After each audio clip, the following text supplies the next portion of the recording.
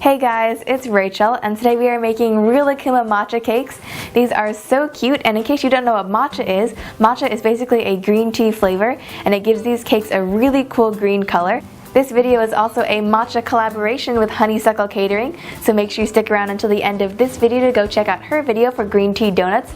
They look so good, and I bet they taste amazing too, so make sure you go check that out. Anyways, we have some cakes to make, so let's get started. To start our cake off, I'm going to place 3 egg whites into a large bowl. Then I'm just going to start to whip these up. Once they get nice and foamy, I'm going to add in 120 grams of sugar. And then just keep mixing for about 6 minutes or so until you get nice, glossy, stiff peaks.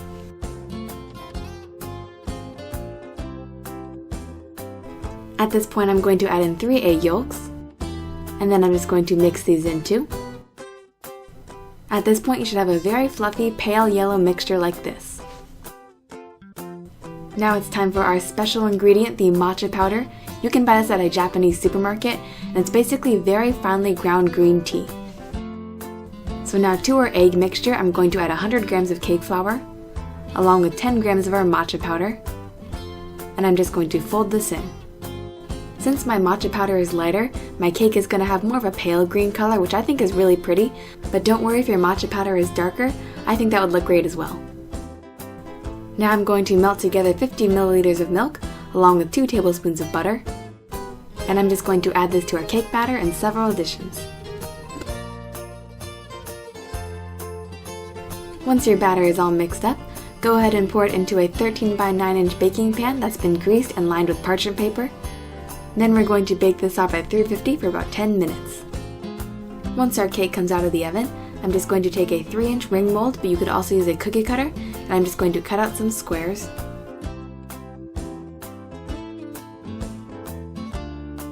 And to make the Uji-Matcha chocolates on top, I'm using this Uji-Matcha mold.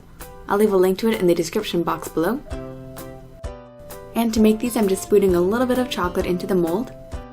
Then I'm spreading it out and tapping out the air bubbles. You can see you'll just need 4 Uji-Matcha chocolates. Once they've set, you can go ahead and pop them out. And you can see these are so cute, they're perfect for topping our cakes. Moving on to our frosting, first you'll just need a cup of cold heavy whipping cream. And I'm just going to whip this up to stiff peaks.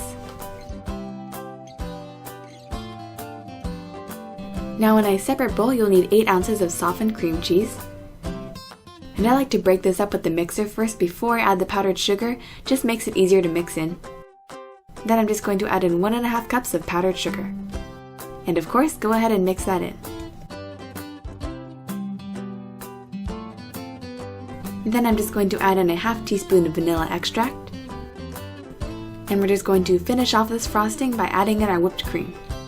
This is really going to lighten up the frosting, and I love this recipe because it's not too sweet because it has that tangy cream cheese, and it's also super light. Now it is finally time to assemble. You can see I've placed 1 layer of cake down on my serving platter. I'm going to place the ring mold around it, and I'm going to pipe in some frosting. Then I'm going to place another layer of cake on top, and go ahead and press down. Then go ahead and slide the ring mold off. Because my ring mold isn't quite tall enough, the second layer is going to be a little bit weird because I'm basically just going to balance it around the cake.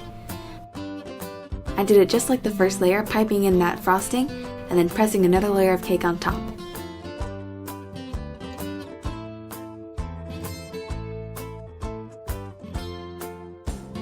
To finish off our cakes, I'm piping on some buttercream in that nice rose shape, and then I'm going to place a Uji-Matcha chocolate on top. And just repeat this for your other cakes as well. And if you want to make your cake even cuter, you can add in some matcha Pockies, and also sprinkle with some more chocolate. And that's it. Alright guys, the matcha cakes are all finished now, and these look so cute. This is probably one of my favorite things I've made on my channel now. Anyways, now it is time for the official taste test to see how our matcha cake tastes.